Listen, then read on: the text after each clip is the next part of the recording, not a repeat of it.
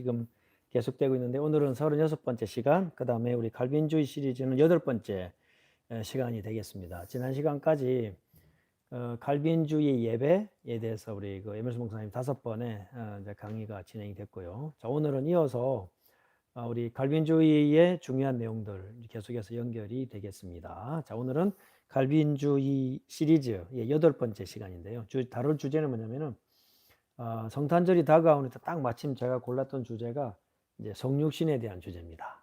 그래서 개혁주의 신학에서 말하는 우리 성육신, 자, 우리 incarnation, 이 땅에 하나님께서 사람의 몸으로 오신 이 incarnation에 대해서 윌리엄 에반스 박사님은 incarnation에 대해서만 연구하신 분입니다. 근데 아주 정말 핵심적인 교리 내용을 너무나 정확하고 중요하게 이렇게 다뤄주고 있습니다. 그래서 오늘은 내용 그렇게 많지 않고요. 그래서 간략하고 핵심적인 내용들을 짚어보고 또 우리가 자칫하면은 이렇게 치우치게 알 수 있는 내용들이 있습니다. 그래서 그런 내용들을 잘 구분해서 정확한 복음의 내용을 이제 정립하는 그런 시간이 되면 좋을 것 같습니다. 자, 잠깐 기도하고 시작할까요? 네, 기도합시다. 하나님, 오늘도 저희들을 우리 올바른 신앙생활 시리즈로 인도하심을 감사합니다. 우리 모든 엠마오 성도들이 말씀으로 또 올바른 교리로 정확하게 매김을 하고 또 매듭을 지어서 우리의 남은 시간 동안 주어진 시간만큼 하나님께서 우리에게 계획하신 아름다운 삶을 펼쳐내고 그 열매를 맺어내고 또 건강한 씨앗을 남기고 주님 앞에 갈 수 있도록 이 한 시간을 축복하여 주옵소서. 또 하나님의 지혜를 주시고 성령의 은혜를 베푸사 하나님의 놀라운 구원의 비밀을 가장 정확하게 발견할 수 있는 시간이 되게 하시고 또 그 말씀의 비밀로 말미암아 우리의 영안이 열려지는 시간이 되게 하여 주옵소서. 예수 그리스도 이름으로 기도합나이다. 아멘. 자, 성경 구절. 자, 강연에 보면은 많이 있습니다만 우리 몇 개만 찾아봅시다. 먼저 요한복음 1장. 자, 요한복음 1장 1절과 14절입니다. 자, 요한복음 1장 1절과 14절. 자, 한번 같이 읽겠습니다. 태초에 말씀이 계시니라. 이 말씀이 하나님과 함께 계셨으니 이 말씀은 곧 하나님이시니라. 자, 14절입니다. 말씀이 육신이 되어 우리 가운데 거하심에 우리가 그 영광을 보니 아버지의 독생자의 영광이요 은혜와 진리가 충만하더라. 자, 예수님에 대해서 예수님이 누구신가에 대한 설명인데요. 성경 구절이 많이 있습니다. 자, 그 중에서 우리 디모데전서 2장 5절 마지막으로. 자, 다른 것들도 다 관련된 성경 중요한 성경 구절인데요. 자, 우리 디모데전서 2장 5절 하나만 같이 읽읍시다. 자, 이미 익히 잘 아시는 내용인데요. 자, 같이 읽어보겠습니다. 자, 하나님은 한 분이시요 하나님과 사람 사이의 중보도 한 분이시니 곧 사람이신 그리스도 예수라. 자, 여기에 성부 하나님과 또 우리 성자 예수님 그리고 신성 인성 뭐 다 나와 있습니다. 자, 오늘은 개혁주의의 성육신이라 무엇인가. 그래도 마침 또 성탄절이 가까우는데 이런 중요한 주제를 함께 다루게 되었습니다. 자, 우리 에반스 교수님이 뭐라고 시작하시냐면요. 오늘은 이제 성육신에 대한 부분인데 다른 말로 말하면 이제 예수님이 누구신가에 대한 부분이거든요. 그래서 구원의 시작은 이제 서론에 나와 있습니다만 구원의 시작은 예수님이 누구시며 그 예수님이 행하신 일이 무엇인가를 아는 것에서부터 시작한다. 그래서 성삼위 하나님이 한 분으로 존재하시고 삼위로 사역을 하시는데 창조하시고 구원 사역을 펼치시는 작정, 예정을 시작하시는 일에 있어서 구원 사역의 가장 첫 걸음이 뭘까요? 자, 이게 없으면은 구원 사역을 시작할 수가 없어요. 그게 성육신입니다. 그래서 하나님이 사람의 몸으로 이 땅에 오신 성육신하신 사건이 없으면 그 다음에 구원이 이루어지지 않아요. 예수님이 우리의 모든 죄를 지고 사단의 지옥의 권세를 무너뜨리고 하나님의 진노를 갚고 화목제물이 되어서 우리를 건지시는 구원 사역도 성육신이 없으면 일어날 수 없어요. 그리고 그 구원 사역으로 말미암아 성령의 은혜로 교회가 만들어져서 그 교회 지금까지 왔는데 성육신이 없으면 구원론이 없고 구원론이 없으면 교회도 없습니다. 그리고 그게 없다면은 마지막 종말 재림 아무것도 성립되지 않습니다. 그래서 단순히 그냥 예수님이 그 사람의 몸을 입고 땅에 오시는가 보다, 성탄절인가 보다, 어릴 때는 그렇게 알아야 되는데, 자, 오늘은 하나님이 사람의 몸을 입고 오신 것이 무엇인가? incarnation, 그죠? 까르네가 이제 그 flesh라는 뜻이잖아요. n이니까는 우리 몸으로 오셨다는 거죠. incarnation이 뭐냐? 이거를 한국 사람들은 성육신, 거룩할 성자를 써요. 육신이 거룩하게 되셨다. 성육신이라 쓰는데 일본 한자로는 뭐라 그러냐면요. 살 육자를 써가지고 육화라 그래요. 살이 되셨다. 육신이 되셨다. 이렇게 말하거든요. 근데 그 말도 맞고 우리는 육신이 거룩함을 입으셨다. 그래서 앞에 거룩할 성자를 불립니다. holy 또는 divine 붙이거든요.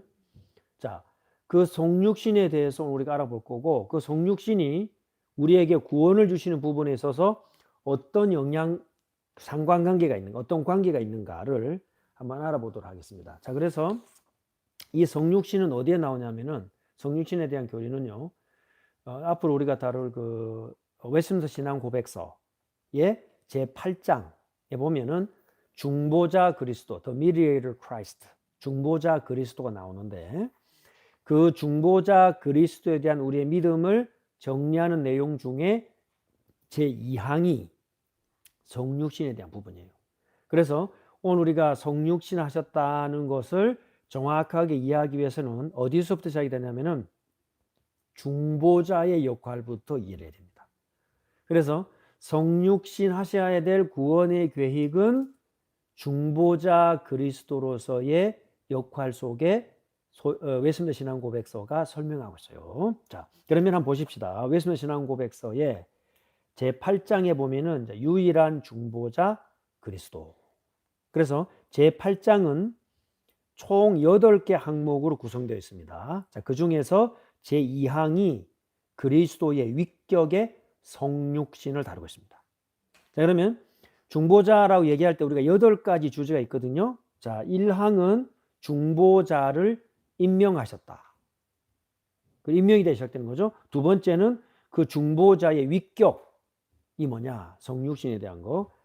3항은 그 중보자의 자격과 본성. 굉장히 논리적이죠? 자, 4항은 뭘까요? 어떤 직무를 행하실까요? 삼중직이 나와요. 자, 그리스도의 삼중직이 나오십니다. 그리고 5항에는 그 중보의 사역의 효과, 어디까지 미치는가 이 말이죠. 자, 6항은 그 중보의 사역이 효력이 있으려면은 마지막은 성령께서 적용하셔야 돼요. 그렇죠? 모든 구원 역사에는요, 성부와 성자와 성령이 항상 함께 운행하십니다. 그리고 7항은 신성과 인성이 어떻게 협력을 이루어서 삼중직으로 우리의 중보 사역을 이루시는가. 하나라도 뺄 게 없습니다. 자, 그리고 8항은 그 확실한 확신은 어떻게 얻을 수 있는가. 자, 이게 이 간단한 언급 속에 중보자 그리스도가 다 들어와 있습니다. 자, 그러면 이걸 먼저 이해를 해야 되기 때문에 자, 1항을 한번 봅시다. 1항. 자, 1항을 누가 읽어주겠습니까? 1항. Emerson, would you read in Korean? 자, 1페이지 보면은 제 1항 중보자의 임명. 네, 한번 읽어주겠어요? 하나님께서는 자신의 영원하신 목적에 따라 그의 독생자 주 예수 그리스도를 택하여 하나님과 사람 사이의 중보자, 선지자, 제사장, 왕, 교회의 머리와 구주, 만유의 후사, 세상의 심판자로 택정하시고 임명하시기를 기뻐하셨다. 하나님께서는 영원 전에 자신의 독생자에게 한 백성을 주셔서 그의 씨가 되게 하셨다.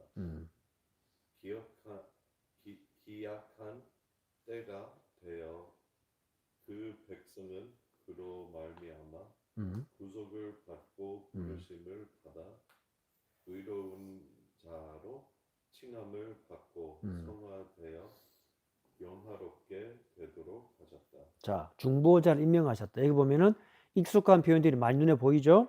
중보자로 택하셨는데 선지자, 제사장, 왕 삼중직으로 교회의 머리가 되시고 구주가 되시고 만유를 맡으신 successor, 후사가 되시고 또한 심판자가 되시는데 택한 백성을 부르시고 의롭다 하시고 거룩하게 하시고 영원롭게 하시고 뭐가 나와요? 구원의 서정이 나오죠. 자, 이 중보자의 시작점, 구원사역의 시작점, 위격이 나옵니다.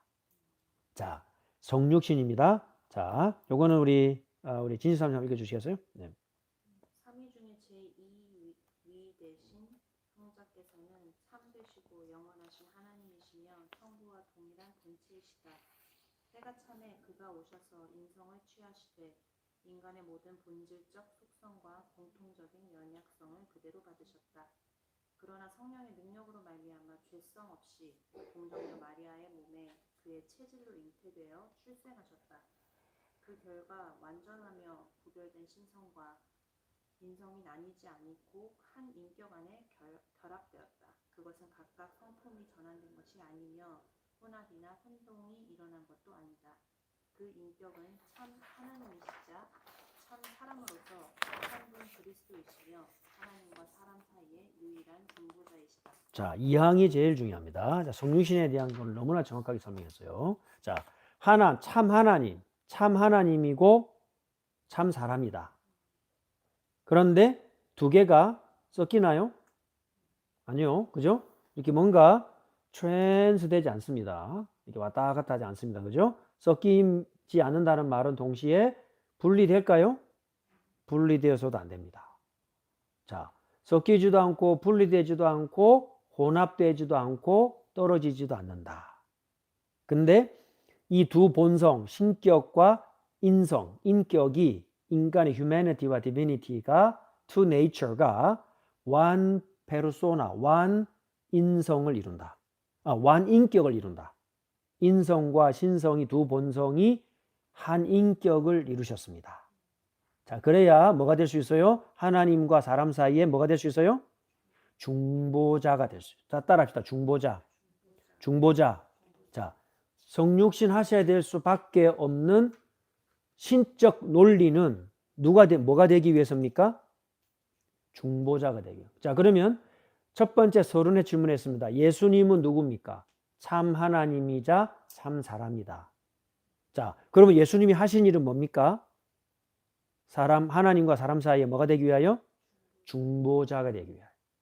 그래서 하나님이라야 하나님을 알아요. 그리고 사람이라야 사람을 압니다. 그래서 참 사람, God of God, Man of Man. 참 사람이고 참 하나님이시고 그 하나님과 사람 사이의 중보는 두 분이요, 한 분이요? 한 분이시니. 디모데전서 2장 5절에 곧 사람이신 예수 그리스도십니다. 그 안에 성부와 성자와 성령이 다 들어가 있고 그 중에서도 성자 예수님의 신성과 인성이 다 들어가 있어요. 자, 그 중보자께서 어떤 일을 하시느냐? 제3항. 자, 김명수 한번 읽어주기 바랍니다.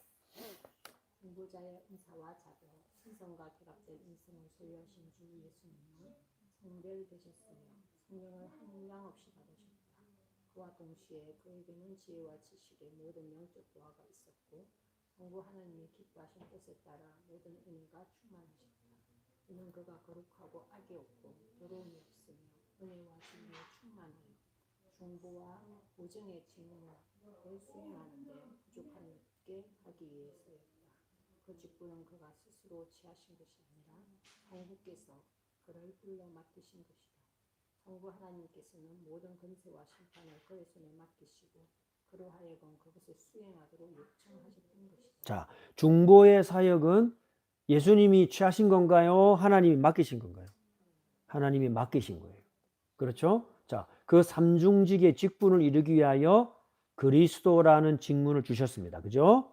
자, 그런데 그 중보자의 역할을 하시기 위하여서 택하신 방식이 높아지신 게 먼저일까요? 낮아지신 게 먼저일까요? 낮아지신 것이 먼저입니다. 제4항. 자, 제가 읽겠습니다. 예수님께서 이 직분을 자원하는 마음으로 받으셨으며 그 직분을 감당하시기 위해 율법 아래 계셨고 율법을 완전히 성취하셨다. 이걸 보고 뭐라 그러냐면 active obedience, 적극적 순종이라는 거예요. 그래서 모든 하나님이 기뻐하실 수 있는 모든 요소들을 다 행하셨어요. 자, 그리고 친히 자신의 영혼의 극심한 고뇌를 견디셨으며 그의 몸으로는 극도의 고통을 당하신 후 성자 하나님이 겪으실 수 있는 모든 고통과 인성으로 느낄 수 있는 모든 극악한 고통을 다 당했습니다. 그 장소가 어디입니까? 십자가입니다. 그래서 십자가에 못 박혀 죽으셨다. 여기까지가 passive obedience, 수동적 순종이에요. 예수님이 순종하셨다고 할 때는 두 가지 순종이 있습니다. 적극적으로 하나님이 원하시는 모든 계획과 율법을 다 성취하셨습니다. 그리고 죄값을 치러야 돼요. 우리의 죄의 값을 치러야 됩니다. 그 십자가의 죽으심이 수동적 순종으로 완전히 비참하게 되셨습니다. 자, 그리고 그 결과 몸은 장사되었습니다. 지난번에 얘기했죠, 그죠? 영은 함께 하십니다. 우리가 다 이해할 수 없습니다. 장사 지낸 바 되어 사망의 권세아래 머물렀지만은 그 육신은 썩나요, 안 썩나요? 예수님의 육신은 썩지 않습니다. 글로리파이 됩니다. 부활하사 고난 당하셨던 몸과 동일한 몸으로. 그래서 우리도 죽은 몸과 동일한 몸으로 부활합니다. 그래서 우리를 위해서 뭐 하십니까? 간구하고 계신다. 지금도 하늘로 편했어요. 그리고 세상 끝날에 인간들과 악한 천사들을 심판하기 위하여 다시 오신다. 그때는 재림의 주로 오십니다. 자, 이게 전부 다 무슨 일입니까? 중보자의 일입니다. 따라서 중보자. 성육신, 공생애, 죽으심, 부활, 재림, 심판까지 전부 다가 누구의 일이라고요? 중보자의 일이에요. 그러니까 구원 사역은 무슨 사역이냐면 한마디로 말하자면은 하나님과 인간 사이에 뭐가 되시는 거예요? 중보자가 되시는 거예요. 자, 그래서 그 구속의 효과가 어떻게 나타날까요? 자, 5항. 자, 제가 읽겠습니다. 예수님께서는 영원하신 성령을 통하여 그의 완전한 순종을 하나님께 드렸고 자신을 단번에 희생 제물로 바쳤습니다. 그렇게 하심으로 성부의 뭐를 만족시켰나요? 공의를 만족시켰어요. 죄값을 다 갚았습니다. 그래서 자기에게 맡겨주신 백성들을 위한 화목제, 하나님을 기쁘시게 하셨고 expiation, 그리고 죄값을 갚았죠. propitiation. 그 결과 우리에게 뭐가 주어졌나요? 영원한 천국의 기업을 우리가 가질 수 있게 되었습니다. 이게 전부 다 뭡니까? 중보의 사역입니다. 자, 그러면 이것이 언제 우리에게 적용될까요? 중보의 사역이 우리에게 언제 적용되느냐? 천국 가야 적용되는 게 맞거든요. 자, 6항. 영어 찾았습니까? 에merson, did you find 제 6항? application, page 3. 네. 오케이, 읽어주세요. F.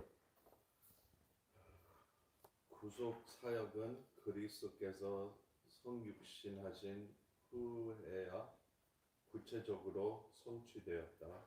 그러나 그 사역의 공덕과 효능 및 혜택은 창세 이래 모든 시대에 살던 선택받은 백성들에게 계속적으로 상속되어 내려왔다.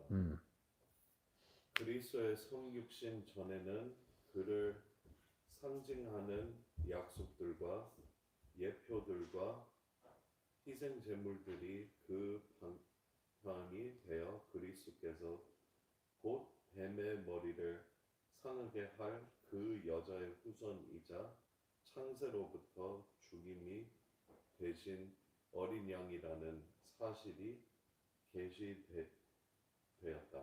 그러므로 그는 어제나 오늘이나 영원토록 동일한 분이시다. 아멘. 자, 중보의 구속 사역이 언제부터 본격적으로 적용되었느냐? 성육신 때부터 구체적으로 본격적으로 적용됐습니다. 성육신 전에는 언약으로, 그림자로, 계시로. 그래서 창세기 3장 15절 아담과 하와가 범죄하자마자부터 막바로 중보의 사역은 구약에서는 제사제도로 예언되어 오다가 예수 그리스도의 성육신으로 말미암아 완전히 실현되기 시작했다. 그죠? 그러면 예수님의 구원 사역은 한마디로 뭡니까? 중보의 사역이 됩니다.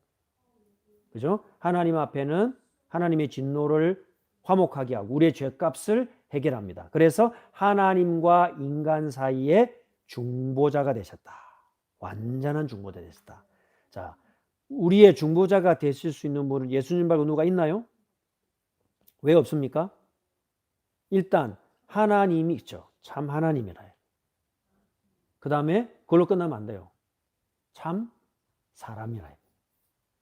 그러니 보세요. 얼마나 과학적입니까? 얼마나 정확하고 얼마나 확실합니까? 자, 그래서 자, 7항 봅시다. 자, 두 본성이 신성과 인성이 어떻게 협력해서 중보의 이 구원 사역을 이루시는가? 자, 7항 같이 읽읍시다. 시작. 그리스도는 그 중보 사역에 있어서 그의 두 성품 곧 신성과 인성으로 행하시되 각 본성은 그 고유한 기능으로 행하신다. 그러나 때로는 성경에 그의 두 본성 중 한 본성이 다른 한 본성에 귀속되어 표현된다. 이는 그리스도의 인격적 통일성으로 인해 두 본성이 한 위격으로 존재하기 때문이다. 자, 여기서 줄쳐놔야 됩니다. 고유한 기능으로 행하신다. 신성과 인성이 섞이지 않는다. 그러나 성경의 표현상 그 두 본성 중에 한 본성이 다른 본성에 귀속되어 있는 것으로 표현되기도 한다. 그 이유는 한 인격을 가지고 계시기 때문이다. 그래서 분리되지 않는다. 그러나 믹스업, 혼합되지 않는다. 신성은 신성으로, 인성은 인성으로 동일하게 두 본성이 일하시나 한 인격으로 통일성을 가지고 계신다.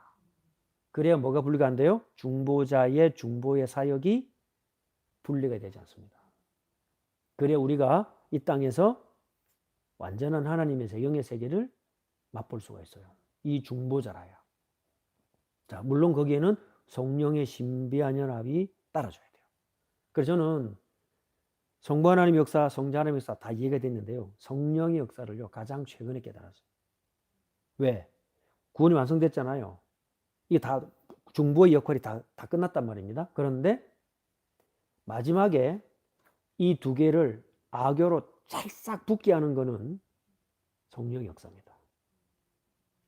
그래서 이 두 본성이 혼합되거나 떨어지거나 밀착해가지고 섞이지 않도록 하시는 신비한 역할은 성부와 성자와 성령의 사역 중에 성령의 사역인 거예요. 그래서 하나님의 성령의 말씀, 구원의 말씀을 받고 그 악교 역할을 해야 되는 성령의 역사를 거부하는 자가 성령을 회방하는 자예요. 그 성령의 악교의 역할은 말씀과 함께 주어집니다. 그래서 말씀을 거부하는 자, 말씀을 틀리게 전하는 자, 성령을 회방하는 죄는 구원 역사에서 제대로. 이게 무서운 거예요. 누가복음에 보면은 그 말씀의 씨앗 비유를 할 때 그 말씀이 곧 성령이에요. 그래서 성령은 곧 말씀 따라 역사하십니다. 들은 대로 말하시며. 요한복음 16장 11절에 들은 대로 말하신단 말이에요. 이 성령의 역사, 창조, 구속이라고 할 때는 중보사역이죠. 성육신부터 재림까지. 마지막에 우리 하나님 나라 갔을 때까지 모든 것이 성령의 역사의 actualization, finalization, 악교처럼 딱 붙게 하는 이 성령의 역사가 없이는 하나도 되지 않아요. 그래서 이 성부와 성자와 성령 하나님의 한 분 하나님의 역사가 얼마나 위대한지 몰라요. 이거를 최근에 제가 6개월 동안 이거를 머리가 박 터지게 여름에 이 가을 이번 학기까지 해가지고 6개월을 걸쳐서 이게 이제 제게 들어왔어요. 깨달아진 거예요. 딱 정리가 되더라고요. 그걸 이번에 페이퍼로 썼습니다. 성적은 주께 맡기고 일단 저는 너무 은혜되죠. 이 성삼위 하나님 역사가 완전히 되는 거죠. 그러고 나서 성령에 관련된 책들이 너무나 귀하게 보여지기 시작했어요. 그 성령의 역사. 언젠가 기회가 되면은 성부 하나님 따로따로 우리가 할 게 아니라 한꺼번에 봐야 되겠지만 그 중에서도 성령의 역사를 봐야 되는데 지금 여기 중보의 역할에 있어서 그리스도 인격의 통일성으로 인하여 두 본성이 한 위격으로 존재하는 부분에 성령의 역사가 빠질 수 없습니다. 왜입니까? 성육신으로 마리아의 몸에 잉태할 때 누구로 말미암아 감동되었나요? 성령으로 말미암아 잉태되었습니다. 그렇죠? 공생의 3년, 예수님의 육신, 죽으심, 부활, 승천, 그 예수님이 모든 휴머니티에는 전부 다 뭐가 있습니까? 성령의 100%의 충만하심이 있습니다. 우리는 거기 따라갈 수 없어요. 바울이 성경을 12권을 썼습니다. 성경을 쓸 때, 구약의 선지자들이 성경을 쓸 때 성령의 감동을 받습니다. 성삼위 하나님의 감동을 받는데 성령 하나님의 감동을 받아요. 우리는 그렇게 될 수 없어요. 그러나 그거하고 예수의 인카네이션하고는 비교할 수 없는 거예요. 이거를 예수님의 그 성육신적 뭐 이런 신앙 활동, 우리가 뭐 성삼위 하나님의 교제 속에 들어가는데 이게 성육신적 무슨 활동 이런 건 전부 틀린 겁니다. 웨스트민스터에서 30년을 가르쳤던 피런이라는 교수가 Inspiration, Incarnation이라는 책을 가지고 15년을 구약학을 가르쳤어요. 그때 칼 트루먼이 들어가고 닥터 빌이 들어가 가지고 그걸 전부 다 잘못된 가르침이라고 구약 관련 교수들 전부 다 처리했습니다. 그리고 구약 학과목 교수 싹 다 바꿔버렸습니다. 5년에 걸쳐서. 왜 잘못됐느냐? 성육신적 성육신적으로 뭐 성경 저자들이 그걸 깨달아 가지고 성경 쓰고 그 100% 틀린 거예요. 성육신은 오직 성자 예수님에게만 적용됩니다. 그 역할을 누가 하셨다고요? 성령이 하셨단 말이에요. 그래서 성부와 성자와 성령의 사역은 분리된다 안 된다? 안 되는 거예요. 원리를 우리가 알아가야지 분리되지 않습니다. 이게 삼위일체론이에요. 그 삼위일체론 안에서 뭐가 나오느냐? 오늘 성자 하나님의 신성과 인성이 처음 육신으로 오신 하나의 인격을 이루시는 그 날을 기념하는 성탄절이 다가오는 거예요. 이 성육신 알아야 돼요? 몰라야 돼요? 당연히 알아야 돼요. 이거를 크리스마스 날 한번 예배 속에서 다 전달할 수 없단 말이에요. 그렇죠? 자, 그래서 오늘 웨스민스터 신앙고백 우리가 앞으로는 하나씩 공부할 건데 웨스민스터 신앙고백 제8장 중보자에 대한 얘기를 하면서 자, 7항에 두 본성이 하나의 뭘 이룬다? 인격을 이룬다. 자, 따라합시다. 두 본성. 자, 두 본성은 뭡니까? 신성과 인성입니다. 한 인격은 뭔가요? 예, one personality, one person, 페르소나를 이룬단 말이에요. 자, 그게 우리에게 얼마만큼 확실하게 적용되느냐? 기도와 말씀과 믿어 순종케 하는 사역, 외적 수단이죠? 말씀과 성례와 기도를 통해서 우리에게 성령께서 깨닫게 하신다. 그 말은 우리가 이 땅에 있지만은 부활하신 신성과 인성이 두 본성이 하나 인격체를 이루고 이제는 부활하신 그 그리스도께 연합하게 하는 거예요. 그게 중보자의 역할이 연합하게 하시는 것까지입니다. 마찬가지로 그때도 성령 하나님이 우리를 그 부활하신 그리스도께 연합하게 하십니다. 성찬에 참여합니다. 떡과 잔을 먹습니다. 그건 1단계 것입니다. 그런데 그걸 통해서 그리스도께 연합하게 하시는 일은 누구의 사역이시라고요? 성령의 사역이세요. 그리스도 연합하는 순간 우리는 어디에게 받아들여짐이 될까요? 성부 하나님께 accept 되는 겁니다. 왜? In Christ. 성자 그리스도 안에 있기 때문에. 성부 하나님이 볼 때는 우리를 성자 그리스도를 보는 것처럼 보신단 말이에요. 그 역할을 누가 하신다고요? 성령께서 행하시는 거예요. 그래서 우리는 구원부터 이 땅을 사는 동안 죽음, 부활, 심판, 하나님 나라 모든 것이 전부 다 성부와 성자와 성령 하나님, 한 분 하나님의 삼위의 역사 속에 초대되어 있어요. 따라합시다. 초대되어 있습니다.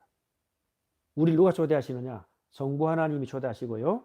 어디 안에서 초대하십니까? 성자 하나님 안에서 초대되고요. 누가 우리를 연합하게 하시고 초대하는 마지막 사역은 누가 하십니까? 성령 하나님이 이루시는 거예요. 자, 그러면 이걸 알기 이전에 자, 오늘의 웨스민스터 신앙고백서 제8항의 중보자의 사역의 시작이 성육신이다. 자, 이해되시죠? 자, 4페이지 넘어갑시다. 자, 그러면 여기서 뭐 하느냐면, 자, 성육신은 자, 간단하게 세 가지입니다. 큰 첫째가 뭐냐? 어떻게 신성과 인성이 한 인격을 이룰 수 있느냐? 자, 그게 가장 중요한 거고요. 두 번째, 어느 정도의 한 인격을 이루었느냐? 그래서 틀린 이론들을 알 필요가 있습니다. 그러면 우리가 어느 부분에 지금 가깝게 나도 모르게 알고 있는가? 내가 지금 편안하게 알고 있고 은혜되어 알고 있는 게 6가지 틀린 범주 가운데 어느 부분에 속하는지를 알아야 우리가 올바른 길로 돌아올 수 있습니다. 그렇죠? 자, 그리고 이 6가지는 2000년 교회사 속에서 천천히 드러난 거예요. 그리고 지금도 계속되고 있습니다. 이게 한 가지 이론으로 끝난 것이 아니고 이 잘못된 이론은 지금도 우리 속에 있고 이 땅에 많이 나와 있습니다. 자, 그러면 큰 세 번째로, 그러면 이 모든 것을 완전하게 정리한 신앙 고백이 뭐냐? 신조가 뭐냐? 그리고 우리 그 신조를 정확하게 알고 배우고 고백하면 되겠죠? 그렇게 해서 예수 그리스도 성자 하나님이 사람의 몸으로 이 땅에 강생하신 의미를 이번 성탄절부터 우리는 정확하게 알고 예배해야 된다. 아시겠죠? 자, 그러면 큰 첫 번째입니다. 자, 어떻게 신성과 인성이, 두 본성이 한 인격을 이룰 수가 있는가? 자, 여기에 대해서 많은 시간이 지난 다음에 딱 정리가 끝났습니다. AD 451년 저 터키 북부의 칼세돈 또는 칼케돈이라고 하는 도시에서 교회 회의가 모였는데요. 여기에서 이미 결론을 내렸어요. 뭐라고 결론을 내렸느냐? 자, 완전하고 무한한 infinite, 한계가 없습니다. 완전하시고 eternal infinite divinity가 finite limited humanity가 두 개가 하나의 인격, 페르소나, one person을 이루었다. 그런데 두 본성이 섞이거나 혼합되거나 믹스업이 돼가지고 새로운 뭔가가 나오지 않았다. 자, 다 이해할 수 없습니다. 우리 고백하는데 다 이해할 수 없습니다. 우리 솔직하게 우리는 다 이해할 수 없어요. 이 땅에서 다 이해할 수 없어요. 칼빈도 말했어요. 다 이해할 수 없어요. 그러나 어떻게 고백이 되었는지는 알 필요가 있습니다. 자, 여기서 중요한 게 뭐냐면은 혼합이나 변함이 없다. 자, 따라합시다. 혼합이 없다. 변함이 없다. 알겠죠? 변한다는 건 혼합된다는 말이에요. 혼합도 없고 변함도 없다. 두 본성은 서로 혼합되거나 변하거나 나뉘거나 분리되지 않는다. 그렇게 해서 한 인격 안에서 결합되었다. 자, 여기서 두 가지 단어를 소개하겠습니다. 첫째는 자, 삼위일체 하나님은 한 본성입니다. 한 본성. 그걸 보고 본성이라는 뜻의 헬라어를 우시아라 그래요. 우시아. 따라합시다. 우시아. 우시아. 영어로 말하자면은 빙이란 뜻이에요. 온 우시아가 비라는 동사, 비동사의 분사형이에요. 빙 존재한다는 뜻, 계속 존재한다는 뜻이에요. 그 빙을 헬라로 바꾸면은 우시아라는 뜻이에요. 그러니까 성부와 성자와 성령 하나님은 한 분 하나님, 완 우시아입니다. 우나 우시아. 한 분 우시아입니다. 자, 근데 동일한 본성이란 뜻을 갖고 있는데 다른 헬라어 단어로 표현할 수 있어요. 그 다른 헬라어 단어가 뭐냐면 휘포스타시스라 그래요. 휘포스타시스. 휘포란 말은 둘레의 곁에 옆으로 강둘레 빙 돌아가는 전부 휘포입니다. 그죠? 저기 돌아가는 거.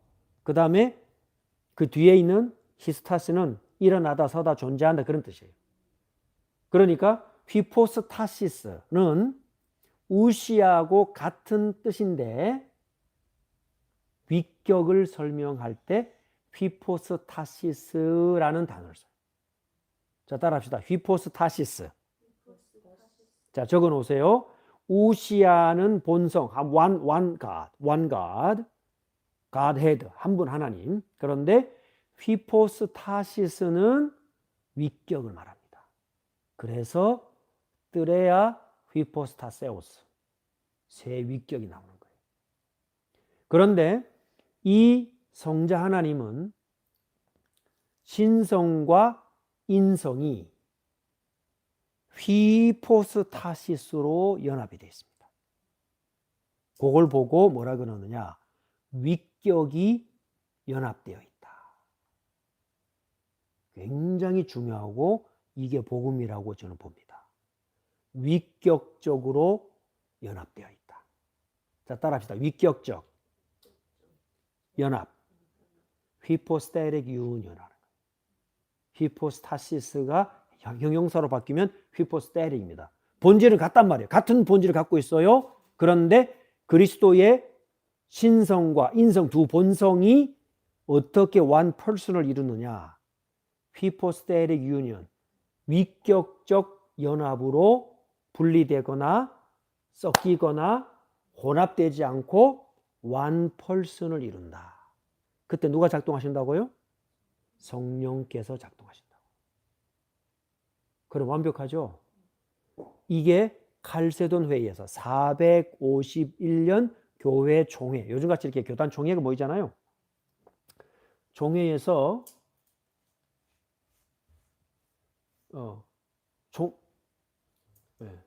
자, 이게 됐습니다. 예. 죄송합니다. 전화가 와가지고요. 예. 총회에서 결정했어요. 목사님들이 결정하신 거예요. 이게 없었으면 우리는요, 우리는 될 수도 없는, 이 땅에서 불가능한, 될 수도 없는 그 신성을 향해 돌아간 이상한 게 됐을 거고, 그걸 지금 추구하는 게 동방 종교들이에요. 동방 종교, 에티오피안 종교, 헬라 종교, 아르메니안 종교, 이 모든 종교들 있죠. orthodox 붙는 것들 있죠. 얘네들이 전부 다 이 땅에서 뭔가를 신성을 찾아 떠나려고 그래요. 그거를 중국에서 발견한 사람이 있습니다. 그게 워치만이에요. 그 워치만이의 책을 가장 많이 읽고 전도한답시고 적용한 단체가 있어요. 그게 디모예요. 그러니까 뭐예요? 직통으로 뭘 받으려 하죠. 직통으로 뭘 하죠? 직통으로 귀신 꺾죠? 직통으로 병 낫게 기도하죠? 왜 그래요? 그게 전부 다 그리스도의 신성과 인성의 위격적 연합이란 이해가 되어 있지 않으면, 나중에 말씀드릴 6가지 잘못된 이단 가운데 반드시 하나에 빠집니다. 아셨죠? 그러면 이렇게 말할 수 있습니다. 나중에 설명드리는데 그 6가지 잘못 이론 중에 그 중에 있는 사람이 다 지옥 가냐? 그건 하나님만 아실 일이에요. 그리고 그렇게 잘못 알고 있어도 그 안에 잘못 알고 있는 사람들 중에 하나님의 백성이 있을 수 있습니다. 불교 안에 하나님이 있을 수 있습니다. 지금 모슬렘, 몰몬 다 안에 다 있을 수 있습니다. 우리가 비록 6가지 분석해 볼 때 잘못할 수도 있어요. 그런데 기회는 있어요. 뭐냐? 어디로 돌아올 수 있는 기회가 있나요? 올바른 가르침으로 돌아올 수 있는 기회가 있어요. 그렇죠? 그래서 회개가 반드시 들어갑니다. 구원의 조건은 아닙니다. 그러나 회개를 통해서 우리는 뭘 발견합니까? 올바른 길을 알고 올바른 신앙생활로 돌아올 수 있습니다. 그러면 반대로 신격 무시해버려요. 예수님의 인성만 봐요. 누군가요? 그게 여호와의 증인이에요. 예수님 하나님 아니에요. 구원 있어요? 없습니다. 여호와의 증인 안에 하나님이 택한 백성이 있을 수 있습니다. 그러나 여호와의 증인이 추구하는 교리 안에는 구원 있나요? 없나요? 없습니다. 아시겠죠? 그래서 위격적 연합이 성육신, 예수님의 탄생의 강생하심의 가장 핵심이자 중보자의 역할을 가능하게 하는 모든 것의 모든 것입니다. 휘포스테릭 유니언. 영어로 하니까 금방 이해되죠. 그죠? 휘포스타시스가 연합되어 있는 거예요. 유니언이 되어 있는 거예요. 이거는 유니언이란 말은 섞이지 않는 거예요. 그렇다고 분리가 된 게 아니에요. 부부가 한 몸이 됐습니다. 섞였나요? 아니죠. 그러면 분리됐나요? 아니에요. 부부가 하나 된 거예요. 그래서 에베소 5장에 교회를 말하면서 뭐라고 말합니까? 교회와 그리스도가 하나다 말하죠. 휘포스테릭 유니언을 말합니다. 자, 물론 나중에 설명드릴게요. 교회론에 가서 설명할 부분입니다. 그러면 4페이지에서 이미 중요한 설명은 다 나왔습니다. 아시겠죠? 이 논쟁이 언제 붙었느냐? 아리우스라는 사람은 예수님이 신성이 다르다. 하나님 성부하고 다르다 말했어요. 아타나시우스는 같다 그랬어요. 이 두 논쟁이 붙습니다. 그래가지고 나중에 어떤 일이 벌어지냐면요. 왕이 가만히 보니까 아리우스가 힘이 많거든요. 왕이 아리우스를 지지해요. 그럼 제후들이나 백성 그거 다 붙어요. 아타나시우스가 이단이 됐어요. 예수님이 하나님과 본성이 같다고 말한 그게 이단이 됐어요. 60년간 출교당했어요. 그런데 놀라운 일이 벌어졌어요. 왕이 바뀝니다. 왕이 자기의 정통성을 가지기 위해서 누구를 등장시키느냐? 아타나시우스를 등장시킵니다. 교회가 다 모입니다. 다시 연구합니다. 그리고는 아리우스를 완전히 이단으로, 그때는 완전히 이단으로 찍습니다. 그리고 성자 예수님과 성부 하나님의 Godhead, 신격이 동일하다.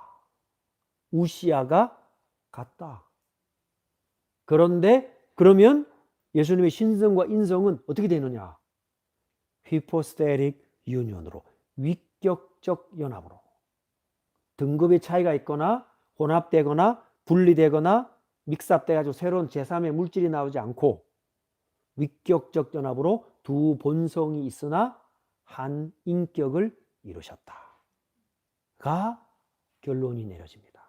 언제? 451년에. 자, 따라합시다. 451년. 여러분 이제 여러분 생일은 잊어먹어도 이 연도를 잊어먹으면 안 됩니다. 아시겠죠? 왜냐? 이거 없이는 구원이 성립될 수 없습니다.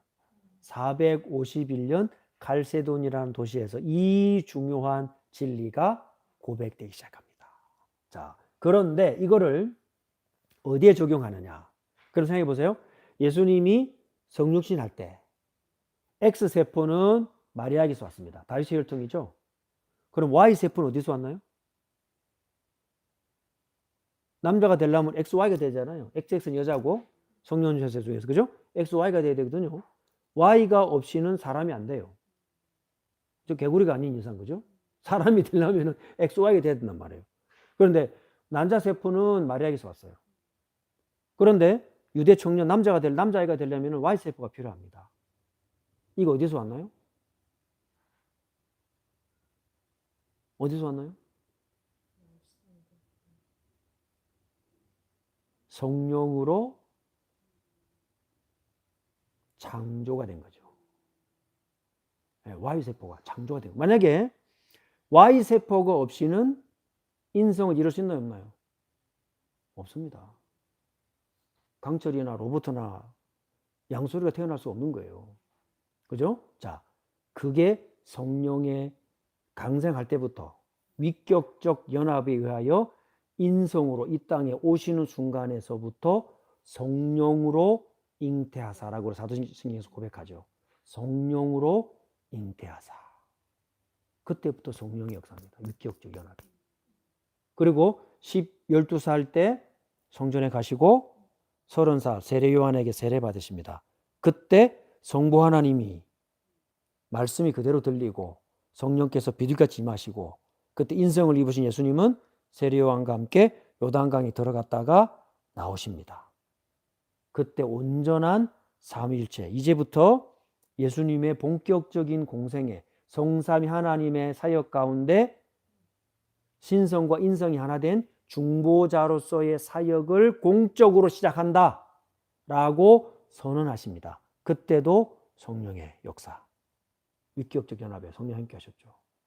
3년 공생의 모든 일정을 40일 금식하실 때도, 그래서 마귀를 이길 때도, 모든 기적을 행하실 때도, 5천 명을 먹이실 때도, 십자가에 달리실 때도, 죽었다가 부활하실 때도, 승천하실 때도, 그죠? 성삼위의 모든 역사에 위격적 연합에는 반드시 성령의 역사가 함께 동행합니다. 자, 그래서 이거를 칼빈이 어디에 설명했느냐? 예수님이 육신으로 함께 계시다가 이제 부활 승천하셨습니다. 그럼 육신은 영원하게 되셨습니다. 우리는 다 이해할 수 없지만 부활체로 완전히 변화되셨습니다. 그래도 육신입니다. 만약에 변화된 부활하신 몸이 육신성을 잃어버리는 순간 뭐가 깨져요? 중보의 사역이 깨져요. 그렇죠? 자, 부활하셔서 부활체로 변화되어도 육신성은 갖고 계십니다. 시공간을 초월해서 다니시지만은 육신을 갖고 계십니다. 그래서 지금 예수님의 부활체, glorified 된 humanity는 어디에 계시나요? 이 땅에 계시나요? 하나님 보좌 우편에 계시나요? 보좌 우편에 계시죠. 육신성은, 육신 자체는 성찬하셨습니다. 그죠? 그런데 자, 그럼 어떻게 우리는 성찬을 통해서 또는 성령의 외적 수단을 통해서 예수님과 함께 할 수 있나요? 연합할 수 있나요? 그 비밀을 칼빈은 설명합니다. 이게 왜 중요하냐? 그리스도의 중보의 사역에 있어서 눈에 보이는 육신은 이미 하나님 보좌 우편에 계십니다. 우리가 눈에 보게 언제 다시 오실까요? 재림하실 때 오십니다. 그럼 지금은 뭡니까? 육신으로는 보좌 우편에 계십니다. 영원하게 되셨지만. 그러면 우리가 지금 먹는 잔과 떡은 뭔가요? 예수님의 살입니까? 피입니까? 그거는 천주교 생각이에요. 그래서 화채설, Transubstitutionalism, substance가 바뀌어버린다. 천주교 생각입니다. 그건 틀렸습니다. 왜 틀렸나요? 예수님의 신성과 인성을 섞어버렸어요. 천주교에서는 아예.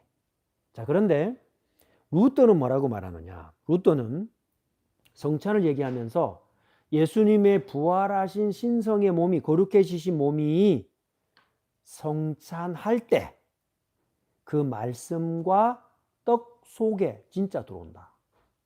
그걸 보고 함께 공존한다. 그래서 consubstitution, 공제설이라고 하는 거예요. 자, 이게 왜 중요할까요? 예수님의 인성은 영광스럽게 되셨지만은 제한을 갖고 있는 인성을 유지하셔야 신성과 인성이 깨지지 않습니다. 근데 루터라는 천주교와 우리 개혁주의의 중간쯤의 입장을 취하고 있어요. 그래서 다른 때는 아닌데 성찬할 때는 그 떡 안에, 떡과 함께 말씀 속에 진짜로 예수님의 몸이 함께한다. 그 말은 무슨 말이냐? 아까 나중에 나오겠지만은 6가지 예수님에 관련된 이단의 이론 가운데 굉장히 위험한 요소를 갖고 있습니다. 루터 안에서. 그래서 칼빈과 루터가 이 성찬에 있어서 합의를 보지 못하고 갈라서는 거예요. 자, 그러면 우리 개혁주의는 뭡니까? 칼빈은 뭐라고 가르쳤습니까? 주님은 성찬하셨다. 영광스럽게 되셨지만 성찬하셨다. 우리가 먹는 떡과 잔은 사인이다. 사인인데 이 사인을 우리는 말씀을 통해서 믿음으로 받는다. 실제 떡이다. 실제 잔이다. 이건 땅의 것이다. 그런데 그 믿음을 그리스도께로 연합되게 하시는 것은 누구가 하십니까? 성령께서 하신다. 성령께서 우리의 믿음을 따라 성경의 약속을 가지고 그 성찬의 순간에 여러분이 성경 읽고 기도하고 말씀 들을 때 외적인 수단에 참여할 때마다 이 시간에마다 새벽기도 때마다 예배 때마다 이 성경 말씀을 들을 때마다 우리의 믿음을 그리스도께 연합되게 하시는 분은 누구라고요? 성령이시라고요. 그래서 이 성찬에 부활하신 주님이 성령으로 말씀을 통해 성찬 속에 우리와 뭐 하십니까? 연합하시는 거예요. 나는 그게 맞다고 생각합니다. 그럼 왜 맞느냐? 우리가 성경 하나 읽는 거, 기도하라 하는 거, 예배 드리는 거, 헌금 드리는 거, 우리 직장 나가 일하는 거 전부 다 우리는 그리스도와 뭐 하고 있어요? 연합되어 있는 거. 누가 그렇게 하십니까? 성령께서 하십니다. 그게 개혁주의입니다. 아시겠죠? 그래서 예수 그리스도의 인성이 무너지거나 예수 그리스도의 신성이 무너지면은 중보자가 될 수 없어요. 중보사역을 할 수 없어요. 구원사역을 할 수 없어요. 우리는 이 두 가지를 반드시 지켜내야 됩니다. 자, 그 이야기가 여기에 쭉 나와 있습니다. 루터 안에서는 뭐라고 말하는가? 칼빈주의는 뭐라고 말하는가? 그래서 복잡한 말이지만은 커뮤니카츠 이디오마툼이라고 속성의 교류, 신성과 인성이 어떻게 속성의 교류가 되시는가? 딱 한 가지로 말할 수 있습니다. 성령의 신비한 연합으로. 그죠? 우리가 다 이해할 수 없다니까요. 그래서 이게 믿음입니다. 우리가 헌금 드리고 예배 드리고 암송하고 성경 말씀 연구하고 배우는 모든 것이 전부 다 이 땅에서 하늘의 것으로 그리스도 안으로 연합되어 성령의 신비한 연합에 의하여 하나님의 코이노니아에 초대되는 거예요. 동방 종교는요, 막 뿌리고 이러잖아요. 그 순간에 자기들이 뭔가 엑스타시 상태 속에서 실제로 신령하게 되는 줄 알아요. 뭐가 무너져요? 그리스도의 인성을 무너뜨리는 거예요. 인성을 무너뜨리는 거예요. 루터란처럼 천주교에서 말하듯이 홀가닥 다 변한다. 그건 아닌데 그 안에 약간 뭐가 들어오는 것 같다. 인성을 무너뜨리는 거예요. 전부 다. 구원의 진리를 정확하게 전달할 수가 없습니다. 이게 큰 첫 번째입니다. 위격적 연합으로 한 인격을 이루셨다. 성령이 신비한 연합으로, 미스티카 유니온, 신비한 연합으로 우리를 그리스도와 연합되게 하셨다. 이게 그 시작이 성령이란 말입니다. 자, 여기까지 이해되십니까? 네. 자, 이해되시는 고개라도 끄덕거려 주셔서 감사합니다. 자, 그러면 뒤에 보시면은 몇 가지, 자, 이걸 어디서 알 수 있느냐? 자, 보시면요. 신성의 속성과 인성의 속성은 구분되어 있지만 혼합되어 있거나 분리되지 않습니다. 자, 이렇게 한번 제가 여쭤보겠습니다. 자, 예를 들어서 하나님이 우리를 위해서 피 흘리셨다. 자, 이게 어떤 맞는 표현일까요? 아니면 조금 부족한 표현일까요? 하나님이 우리를 위하여 피를 흘리셨다.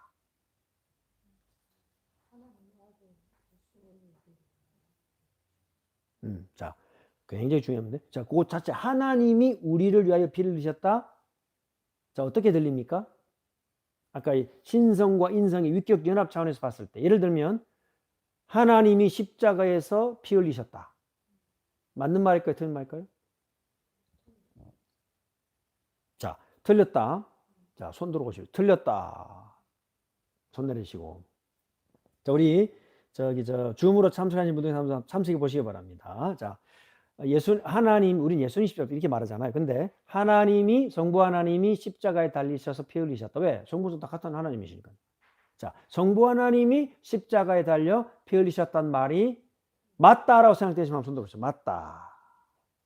자, 맞다라고 손 드신 분들은 전부 위르겐 몰트만의 이론입니다. 희망의 신앙. 자, 그게 왜 그런가를 설명합니다. 아까 잠깐 우리 김영삼 얘기했는데요.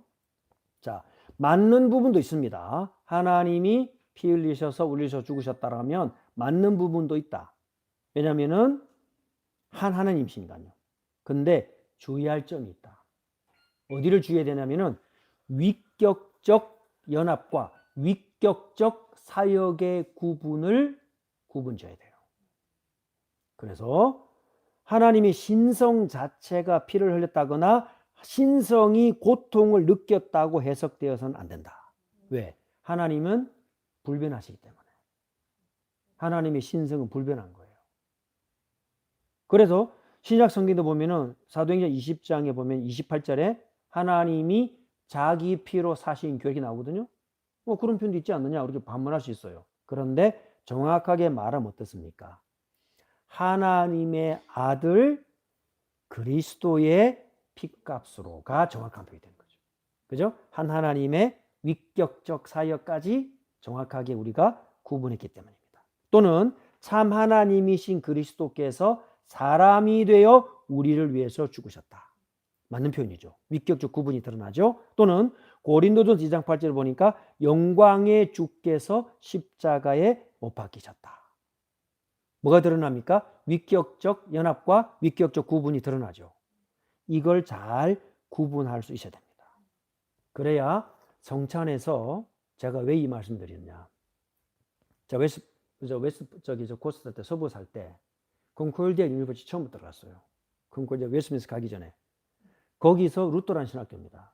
루터란 신학교에서 루터란 confession, 루터가 가르치는 confession을 배우면서 성찬을 배울 때 제가 얼마만큼 놀랐냐면 매년 해마다 그 지하에서 3,500병에서 성찬식 했죠. 그때 썼던 표현, 그 개념을 루터란 성찬식 할 때 똑같이 배웠어요. 왜냐? 뭔가 신비한 그 속에 신성이 담기는 것처럼 그렇게 성찬을 해왔단 말이에요. 그러니까 내가 루터란의 성찬식을 배우는데 너무나 맞게 들렸습니다. 너무나 그랬구나, 맞나 해 받아들이기 시작했어요. 그러다가 웨스트민스터 딱 가서 개혁주의 성찬론에서 루터란과 칼빈이 다른 점을 들을 때 제가 그때 구분이 되기 시작했어요. 이 루터란의 성찬론이 왜 위험한지, 그리스도의 신성과 인성의 경계선을 허물기 시작하는 거예요. 그게 지금 3,500 있는 거기에서 나오는 성찬론입니다. 왜 그게 날 수밖에 없다고요? 아까 말씀드렸죠. 그리스도의 신성과 인성 가운데 인성은 무너뜨리고 신성을 강조합니다. 그 동방신학의 뿌리가 그대로 중국에서 스스로 깨우쳤죠. 와치만니 위트니스디. 그 신학의 뿌리가 동방 종교의 디피케이션, 신처럼 된다는 신학의 뿌리. 그게 어디서 나왔느냐? 이 그리스도의 기독론, 크리스탈로지의 인카네이션에서 잘못 적용되기 시작한 겁니다. 그 동방 종교의 뿌리는 어디까지 올라가느냐? AD 3세기, 4세기. 아까 451년 그랬죠. 왜 날짜가 중요하냐? 그때 이후로 그리스도의 위격적 연합이 온전한 복음의 교리로 정립된다. 그 전까지는 혼란스러웠다고요. 혼란스럽기 때문에 혼란스러운 일은 어디로 모이느냐? 동방 종교로 모이기 시작해요. 그게 지금까지 내려왔습니다. 그러면 보세요. 나중에 말씀드릴 6가지 잘못된 생각이 옛날 과거로 끝났을까요? 아니라니까요. 지금까지도 내려오고 있다니까요. 이 성찬 하나가 잘못됐냐? 성찬 하나만 잘못된 게 아니라 성찬을 바라보는 인카네이션, 기독론 자체가 잘못되기 시작합니다. 기독론이 어떻게 잘못돼요? 신론, 삼일체론까지 올라가요. 그래서 이 교리라는 거는 10,000조각, 10만 조각짜리 퍼즐을 맞추는 겁니다. 하나가 잘못되면 하나가 잘못된 게 아닙니다. 억지로 끼워 넣죠? 그 옆에 것도 억지로 끼워 넣어야 돼요. 모든 걸 억지로 끼워 넣어야 돼요. 10만 조각짜리가 다 틀려버리는 거예요. 그렇기 때문에 올바른 신앙생활을 알아가는 것은 우리의 목숨만큼 중요한 거예요. 왜 이 위격적 연합에 대해서 어려운 이야기를 제가 이해되시는지 이해하시죠? 이걸 이해를 해야 그리스도의 인성과 신성이 정확하게 하나를 이룹니다. 우리가 듣기에는 이해가 되죠. 우리 그렇게 믿으니까. 그런데 자, 두 번째로 넘어가 봅시다. 자, 그러면 동정녀 탄생도 마찬가지입니다. 그죠? 동정녀 탄생도 자, 예수님 원죄 없이 태어나셨습니다. 그러니까 천주교는 뭐라 그래요? 원죄 없으신 예수님을 가졌으니까 마리아도 원죄 없겠지. 말 맞아요? 틀려요? 틀려요. 왜 틀려요? 예수님은 성령의 감동으로 처음부터, 그죠? 신성으로 이 땅에 오실 때부터죠. 마리아는요? 없어요. 성령의 감동 없습니다. 그런데 천주교는 뭐라고 말합니까? 신을 잉태한 어머니니까 이 마리아도 원죄가 없다. 신성과 인성의 경계선을 무너뜨린 겁니다. 그렇죠? 자, 예수님의 성육신도 위격적 연합입니다. 거기에 성령께서 보호하셨습니다. 자, 그 다음 이 교리에 대해서 성경적 근거, 구약의 신약이 다 나와 있습니다. 자, 하나씩 살펴보면 성경 구절 찾아보면 됩니다. 자, 그런데 큰 두 번째 6페이지 보십시오. 6가지의 잘못된 오류가 있다. 자, 한번 봅시다. 첫째, 자, 따라합시다. 에비온파. 자, 에비온이란 말은 히브리어에 왔어요. 에벤이란 말은 가난한 자 이런 말이거든요. 그대로인데 무슨 말이냐면 이 사람들은 믿는 주이시예요. 그런데 이 사람들이 예수님을 어떻게 받아들였냐면은 자기들이 원하는 민족의 메시아로 받아들입니다. 그러니까 에비온파는 4세기, 5세기까지 남아있어서 예수님을 믿었어요. 믿었는데 뭐로 믿었느냐? 신성은 없는 선지자로 믿습니다. 자, 그러면 위격적 연합이 성립됩니까? 안 됩니까? 안 됩니다. 이건 아예 예수님의 신성 부입 아예 없어요. 없어요. 자, 그래서 단순히 예언자나 선지자로 본다. 누가 그렇게 보나요? 지금 현대 종교에서는? 모슬림들이요. 에비온파가 똑같아요. 그 모슬림들을 유대인에 딱 갖다 넣으면 바로 에비온파입니다. 자, 그 다음 두 번째. 이거하고 정반대입니다. 뭐냐? 이거는 예수님의 첫 번째 에비온파는 신성을 부정했는데 아예 신성 없어요. 두 번째는 뭐냐면 예수님의 인성을 부정합니다. 인성 없어. 왜? 하늘에서 뚝 떨어졌어. 그걸 보고 헬라어로 뭐라 하면 도케오.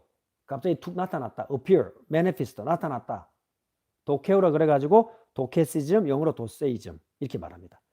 이제 이런 이제 한글로 표현하다 보니까 가현설, 그렇게 나타났다, 등장했다 이렇게 해서 가현설이라고 하는데 쉽게 말하자면 예수님의 인성이 있습니까? 없습니까?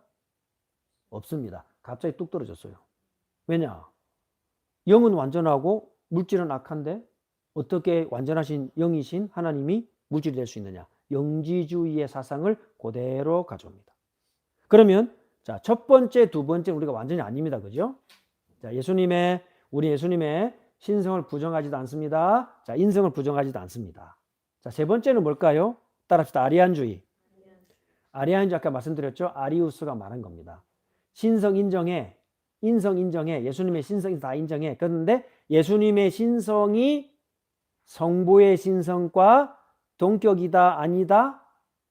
아리안이라는 사람은 아리우스라는 사람은 동격이라 주장했을까요? 아니라고 주장했을까요? 아니라고 주장했습니다. 그래서 이 아리우스가 알렉산드리아는요. 그때 당시 어마어마한 곳입니다. 거기에 대표 주교였기 때문에 영향력이 막강했어요. 그런데 신성, 인성이 하나 돼 있는데 그 신성이 성부와 다르다. 요게 여호와의 증인의 생각이에요. 아셨죠? 자, 신성, 인성을 똑같이 인정해요. 연합돼 있다, 하나 돼 있다. 그런데 그 신성이 성부하고 다르다. 많이 양보했는데 여전히 부족합니다. 근데 이 사상은 318년에 콘스탄티노플, 그 다음에 325년 니케아에 완전히 이단 찍혀요. 자, 그런데 또 뭐가 생기느냐? 시간이 지나갑니다. 4세기에 라우디게아 지역에, 라우디게아에서 자, 이번에는요, 신성을 너무 지나치게 강조하다가 인성이 약간 우리의 인성과 다르다. 이렇게 말해요. 무슨 말이냐? 예수님의 영원하신 신성, 로고스가 사람의 인격, will, 마인드를 완전히 장악했다, 잠식했다. 이렇게 말해요. 그러니까 예수님이 가르친 모든 가르침, 기적 전부 다 일어날 수 있었다. 이렇게 말한 사람이 아폴리나리우스라는 사람이었어요. 그러면 신성과 인성이 하나 된 이 사람은 신성이 너무 강해가지고 예수님의 인성을 그 will과 마인드를 예수님의 신성이 딱 잡았다. 굉장히 강력해 보이죠? 그러면 뭐가 무너집니까? 인성이 무너집니다. 왜? 사람의 인격체라는 것은 마인드, will이 있어야 된단 말이에요. 의지가 있어야 된단 말이에요. 그런데 아폴리나리우스는 그 will, 인격과 결정과 선택할 의지를 신성이 인격을, 인성을 잠식했다라고 생각합니다. 자, 우리가 그런 거 아닌 것 같죠? 그죠? 들어보니까 나는 아닌데라고 생각합니다. 자, 그런데 여러분 평상시에 주일날 예배 드릴 때, 기도할 때, 특별히 성찬에 참여할 때 가만히 생각해 보세요. 내가 어떤 예수님을 알고 있는가? 어떻게 신성과 인성이 하나 되어 있다라고 내가 고백하고 있는가를 가만히 생각해 보세요. 이 정확한 가르침이 아니고는 반드시 6개 중에 하나로 빠집니다. 자, 네 번째, 자, 굉장히 주의할 필요가 있습니다. 굉장히 힘 있는 사람, 말씀 사역 잘하고 전도 잘하고 목회 잘하는 사람 같이 보이고 신성해 보입니다. 그런데 그 사람의 뿌리가 예수님을 어떻게 이해하고 있냐면요. 나의 의지, 생각, 느낌 전부 다 사로잡아 주옵소서. 예수님도 그렇게 했으니까. 굉장히 맞는 말처럼 들리죠? 뭐가 빠져 있느냐? 의지적 순종, 의지적 결단이 빠져 있어요. 그죠?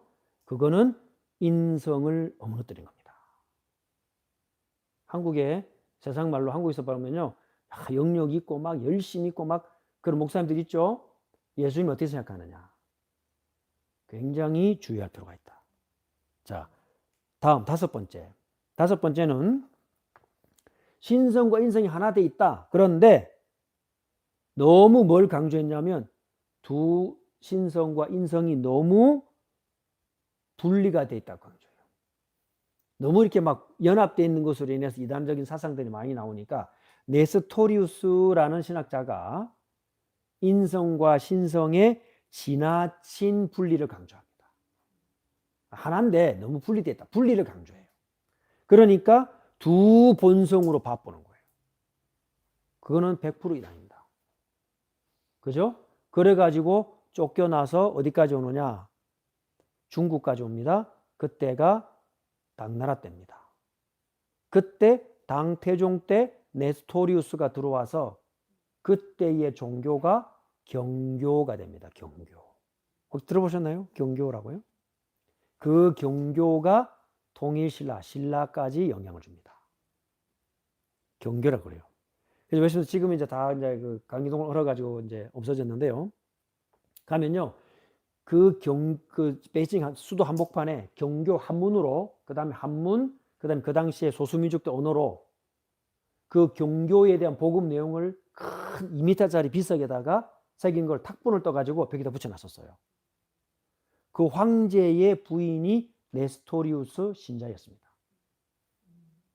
이렇게까지 영향을 미칩니다. 왜? 그 서방 세계에서 쫓겨나가지고 출교당해가지고 전도하면서 동방 중국까지 갑니다. 그 네스토리우스 선교사들이. 그래서 그 네스토리우스의 정책을 이어받아가지고 한국 초창기에 선교사들도 무슨 정책을 만들어요? 네스토리 정책을 만들죠. 우리 각자 알아먹고 살자. 그들이 그렇게 전도했기 때문에 그 방식을 도입한 거예요. 그 이름이 어디서 왔느냐면은 이 네스토리우스에서 옵니다. 신성과 인성을 너무 지나치게 구분했습니다. 왜 구분할 수밖에 없었냐면은 이 사람들이 아까 마리아 얘기했죠. 마리아가 예수님을 잉태했잖아요. 그죠? 그러니까 뭐라 그러냐. 마리아에 대한 칭호를 달려야 된다. 왜 달려야 되느냐? 신을 낳았지 않냐. 그래서 어머니 토코스, 신, 데오. 그래서 마리아에 대한 칭호를 신의 어머니라 부르자. 데오 토코스라 부르자. 이렇게 말해요. 그러니까 네스토리우스와 그 이제 신학을 믿는 사람들이 어떻게 사람에게 신의 어머니라는 칭호를 붙일 수 있느냐. 절대 안 된다. 그러면서 파고 들어가니까 어디까지 파고 들어가냐면은 인카네이션, 성육신까지 파고 들어가는 거예요.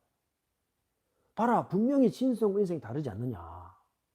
어떻게 이 구별된 신성을 인간이 품었다고 그래서 그에게, 그 여인에게, 원죄 가운데 태어난 여인에게 신의 어머니라는 이름을 줄 수 있느냐. 절대 반대다. 우리는 목숨 걸고 안 된다. 그렇게 반대를 강조하면서 신성과 인성을 두 개를 지나치게 분리시켜버립니다. 그래가지고 합의를 본 게 신의 어머니가 아니라 그리스도를 잉태했지 않았냐. 그래서 그리스토코스라고 하자. 그리스도의 어머니라고 하자라고 했는데 그것도 반대. 그 말이나 그 말이 똑같다. 우리는 절대 인정할 수 없다. 그래가지고 교회 회의로 다시 모입니다. 그럴 때 또 칼세돈 회의, 그 다음에 그 교회 회의에 318년, 325년에 결정된 게 또 다시 결정됩니다. 신성과 인성이 하나의 인격을 이룬다. 두 본성이 아니다. 참 우리는 보세요. 얼마나 간단하게 믿습니까? 그죠? 그런데 이 사람들은 죽고 사는 걸로 그 진리를 지켜봤어요. 자, 그래서 자, 7페이지 보십시오. 이 다섯 번째가 네스토리우스입니다.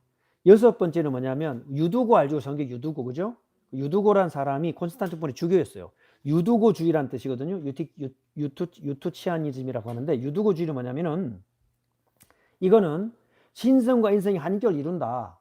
근데 신성이 인성을 통째로 집어삼켰다. 그러니까는 믹스업이 되어버렸다. 인성을 파괴시킵니다. 어느 정도냐? 마치 바닷물에 꿀 한 방울 떨어뜨린 것과 같다. 그 그리스도의 신성 앞에 그리스도의 인성은 꿀 한 방울과 같고 깊은 강물에 잉크 한 방울과 같다. 인성이 신성에 완전히 흡수돼 버렸다. 인성이 파괴돼 버려요. 그렇죠? 자, 이 6가지 잘못된 가르침이 지금까지도 내려옵니다. 자, 보세요. 자, 신성을 부정하느냐, 인성을 부정하느냐. 자, 신성, 인성을 다 인정합니다. 그런데 신성이 하나님과 동일하냐, 모질하냐. 그 다음에 신성과 인성의 관계가 신성 쪽을 강조하느냐, 인성 쪽을 강조하느냐. 두 개를 분리하느냐, 믹스업하느냐. 이 6개가 지금도 우리 속에 흘러오고 있어요. 사람 이름 때문에 헷갈려서 하지 마시고 이 6가지 그리스도를 바라보는 성육신을 바라보는 신성과 인성의 위격적 연합으로 한 인격을 이룬 이 복음의 진리를 정확하게 이해하지 않고는 내 속에 있는 경향 따라서 흘러간다고요. 그것을 정리한 회의가 451년 칼세돈 회의입니다. 이 진리가 우리를 지켜오고 있습니다. 자, 어떻게 되어 있느냐 보십시다. 자, 신성과 인성의 두 본성 교리, two natures. 그죠? 어떤 것도 양보할 수 없습니다. 두 번째, 그런데 one person, 한 인격을 이루었다. 어떻게? 성령의 신비한 위격적인 연합으로. 이게요, 너무나 멋진 말이에요. 그래서 true God, true man. 신인, 양성이 한 인격을 이루었다. 그게 뭐다? 성육신이다. 그날이 강생하신 날이라고요. 10달을 어머니 뱃속에 그대로 있었어요. Y 염색체는 요셉 게 아니에요. 사람 게 아니에요. 성령으로 잉태하사 10달 우리가 사람이 만들어지는 과정을 그대로 육신은 그대로 그러니까 보세요. 자, 혼, 영, 육이 같이 있죠. 근데 아까 말씀드렸습니다. 아폴로니아스는 뭐라고 말하냐? 아, 혼이 하나님 혼이야. 그게 아폴로니아니즘이에요. 로고스가 들어와 버렸어. 맞아요, 안 맞아요? 아니란 말이에요. 유대 청년이라니까요. 사람이에요. 우리가 알 수 없는 위격적 연합으로 영원 전부터 영원 후까지 스스로 존재하시는 성자 하나님의 위격이 성자 예수님과 한 인격을 이루었단 말입니다. 난 말하는 나도 잘 모르겠다. 하여튼 간에 이렇게 믿읍시다. 그죠? 이 가장 정확한 표현. 더 뺄 것도 없고 더 할 것도 없고 딱 이대로 믿어야 돼요. 그래서 신인 양성이다. 그게 완전한 성육신이다. 그런데 두 본성은 첫째, 섞이지 않는다. unmixed. 두 번째, 변하지 않는다. unchanged. 세 번째, undivided. 나눠지지 않는다. 그리고 unseparate. 분리되지도 않는다. 각 본성은 자신의 고유한 속성을 유지하시며 하나의 위격 안에서 온전하게 존재하신다. 그렇게 해서 10달을 다 채우고 태어나셨습니다. 그날이 무슨 날이라고요? 성탄절이라고요. 눈에 보이지 않는 이런 어마어마한 일이 일어났습니다. 따라서 우리는 뭘 해야 되느냐? 위격과 본성을 구분해라. 휘포스타시스, 위격 밑에다가 휘포스타시스, 본성 옆에다가 우시아서는 위격과 본성을 구분하되 분리하지 마라. 섞지 마라, 나누지 마라, 변화시키지 마라. 아시겠죠? 이게 삼위일체입니다. 그게 한 인격 안에서, 그리스도 안에서 연합을 이루고 있단 말이에요. 더 놀라운 사실은 뭐냐? 자, 그래서 위격은 단일한데 두 본성이 함께 동시에 존재하죠. 이 삼위일체론과 함께 기독론, 예수 그리스도의 신비로운 본질이 복음이라고요. 그렇죠? 이로써 삼위일체와 기독론에 의하여 기독교 교리가 완성되기 시작합니다. 자, 그러면 여기서 하나 더 필요한 게 뭐냐? 이 유일하고 독보적이고 완벽한 구속 사역의 시작이 뭡니까? 성육신입니다. 중보자로서의 사역의 첫 시작이 성육신이라고요. 자, 그런데 더 놀라운 사실이 있어요. 이 중보자의 사역을 위해서 성육신을 하셨고 신성과 인성이 한 인격을 주셨습니다. 우리는 구원받았다는 말은 거기에 연합된 거예요. 우리가 그것도 육을 갖고 있는 이 땅에서 죄인인 우리가 그 성부와 성자 삼위일체의 성자 예수 그리스도의 위격적 연합에 성령의 역사로 초대가 된 겁니다. 성찬과 기도와 말씀을 통해서. 그게 우리 신앙생활이라고. 그래서 예배의 중심은 하나님이시라. 삶의 중심도 하나님입니다. 우리는 하나님 앞에 양자로 살고 그리스도 앞에서는 신부로 살고 신랑 대신 앞 신부로 살고 그죠? 전 세계 하나의 몸된 교회로서는 지체로 살고 하나님과 나와는 1대1의 관계 속에 이 신비한 연합 속에 초대됐단 말이에요. 이게 부활입니다. 그럼 보십시다. 자, 우리는 부활하신 그리스도와 연합됐다. 이렇게 말고 있는데 정확하게 말하자면 부활하신 그리스도의 한 인격, 신성과 인성이 하나가 된 한 인격에 연합되어 있다. 영으로는 이미 연합되어 있고 육신으로는 성찬을 통해 연합되는 거예요. 그래서 주님 다시 오시는 겁니다. 우리는 주님과 연합합니다. 육신적으로. 완전히 연합합니다. 그날이 재림의 날이고 우리가 하나님 앞에 가는 그 날입니다. 그러니까 바울이 뭐라고 말했어요? 로마 11장에 모든 걸 깨닫고 난 다음에 모든 것이 하나님에게로부터 나와서 하나님을 거쳐서 하나님께로 돌아갑니다. 영광이 그에게 세세에 있을지어다. 성령으로 로마 11장을 마무리하잖아요. 그러면 자 오늘 시간이 많이 가서 죄송합니다. 딱 세 가지를 말씀드렸는데요. 위격적 연합이다. 그리고 이 위격적 연합에 대한 6가지 틀린 이론이 지금도 흐르고 있고 우리 안에 들어와 있다. 이것을 완전히 종식시킨 것이 451년 칼세돈 교회 총회에서 완전히 삼위일체와 기독론을 종결합니다. 그리고 우리는 그 그리스도께 초대되어 연합되어 있습니다. 그걸 보고 두 글자로 뭐라 그래요? 교자로 시작합니다. 교회라고 합니다. 그래서 기독론 다음에 성령론, 교회론이를 너무나 논리적으로. 교회생활 하다가 우리는 주의 제비를 맞죠? 종말론. 그럼 교회생활 어떻게 하느냐? 말씀드렸죠. 이 위격적 연합 속에 초대되는 거예요.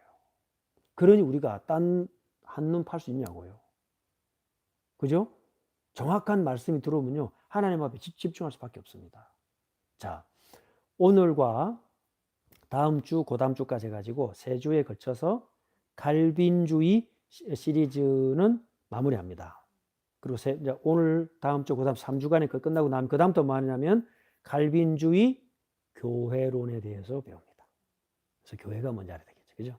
그래서 성삼위 하나님이 우리와 함께 하시는, 이 땅에서 함께 하시는 방법이 교회입니다. 자, 이렇게 올바른 신앙생활은 계속될 것입니다. 자, 오늘 좀 너무 복잡한 단어들, 여러 가지 어려운 개념들이 나왔습니다. 그러나 잘 참고 견뎌주시고 또 동참해 주신 것에 대해서 감사를 드립니다. 오늘까지 해서 오늘은 우리 개혁주의의 인카네이션, 우리 성육신에 대해서 살펴봤습니다. 자, 우리 기도로 마치겠습니다. 하나님 은혜를 감사합니다. 저희들에게 성부와 성자와 성령 하나님의 본성과 또 위격적 연합과 특별히 성자 하나님의 이 땅에 강생하시는 의미를 정말로 깊게 오랫동안 연구되었던 교회사의 진리를 저희들이 함께 이야기하고 배울 수 있도록 기회와 시간 주심을 감사합니다. 451년 칼세돈 교회 회의의 진리가 우리에게까지 이어져 왔습니다. 우리도 같은 신앙을 고백하게 하옵소서.